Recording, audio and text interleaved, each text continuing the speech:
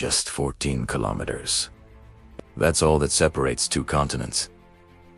Europe and Africa, a distance smaller than many people's daily commute yet.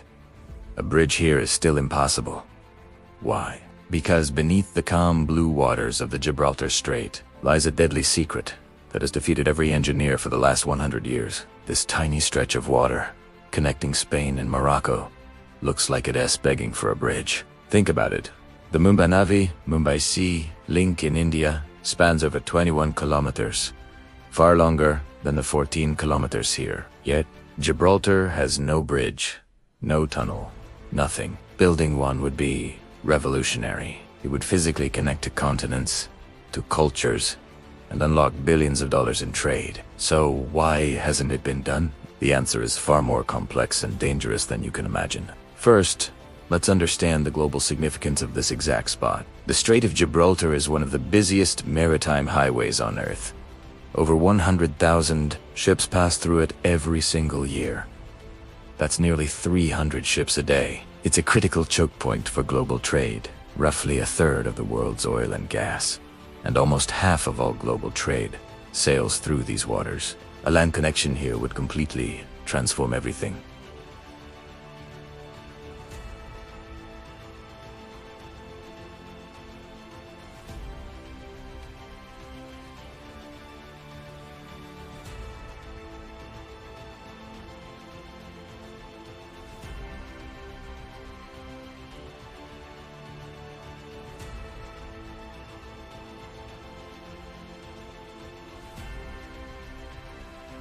Imagine driving your car from Paris to Marrakesh. Trade goods could be transported by truck or train in a matter of hours, not days at sea. It would redefine tourism, military strategy, and daily life for millions. The economic and social benefits would be astronomical.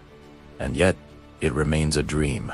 The first major obstacle is something you can't see from the surface. The depth. The strait might look narrow, but it's terrifyingly deep. The seafloor isn't a gentle slope. It plunges like a cliff, dropping down to 900, even 1,000 meters in some places. To put that in perspective, that's deeper than the height of the Burj Khalifa, the world's tallest building. We simply don't have the technology to build bridge foundations at such extreme depths. No bridge in human history has ever been constructed over a canyon that deep. The engineering challenge is monumental before we even consider anything else. But let's say we could solve the depth problem. The next challenge is the water itself. The Strait of Gibraltar is where the massive, powerful Atlantic Ocean violently collides with the Mediterranean Sea. This creates brutal, unpredictable ocean forces. There are wild cross-currents, powerful underwater whirlpools, and waves that can appear out of nowhere.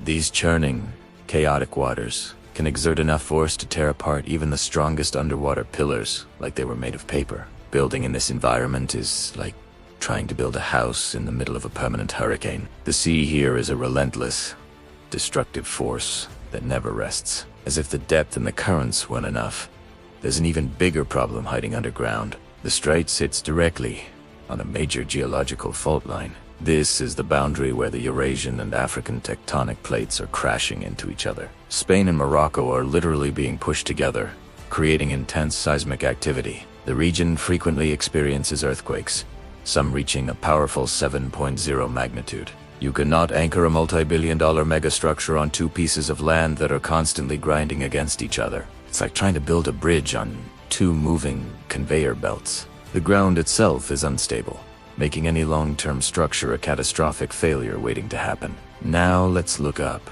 at the air. The geography of the strait, a narrow gap between two landmasses, creates a natural wind tunnel. Air is funneled through this gap at incredible speeds, like a giant natural leaf blower. These winds, known as the Levanto and the Poniente, can create storm gusts that reach over 100 kilometers per hour. That's strong enough to flip heavy trucks and destabilize trains. No suspension bridge, no matter how well designed, can remain stable under such sustained and violent wind pressure.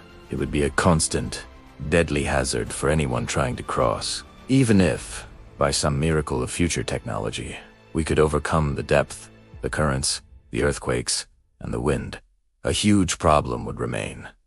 Navigation. Building a bridge with support pillars in one of the world's busiest shipping lanes would be a logistical nightmare. It would be like putting permanent roadblocks on a global superhighway. One misplaced pillar, or one ship collision, could trigger a worldwide trade disaster, blocking the flow of essential goods for weeks or even months. The political complexity is also immense. It would require an unprecedented agreement between Spain, Morocco, the European Union, and countless international maritime organizations.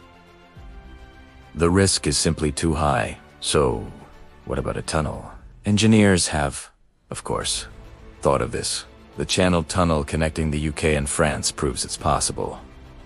But Gibraltar is a different beast entirely. The same problems that make a bridge impossible also make a tunnel a nightmare. The extreme depth means a tunnel would have to be incredibly long and steeply graded. The constant seismic activity threatens to crack or collapse any underground structure. And crucially, geological surveys in the 1970s and 2000s found that the rock beneath the strait is not solid granite. It's a mix of soft, highly porous rock and clay that would easily collapse under pressure during drilling.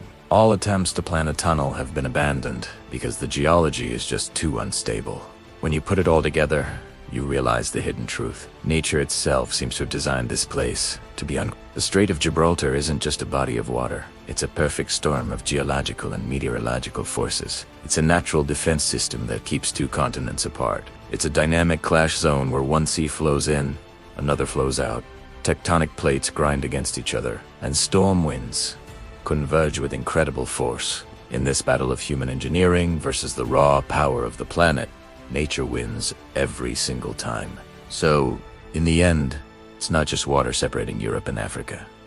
It's depth, earthquakes, currents, winds, politics, and the raw, untamable power of nature. A force so extreme that even in the 21st century, with all our advanced technology, the world's greatest engineers have to admit defeat. A tiny 14-kilometer gap yet, one of the most impossible places on Earth to cross. Thanks for watching. If you found this journey into engineering and geology fascinating, be sure to hit that like button and subscribe for more deep dives into the world around us. See you in the next video.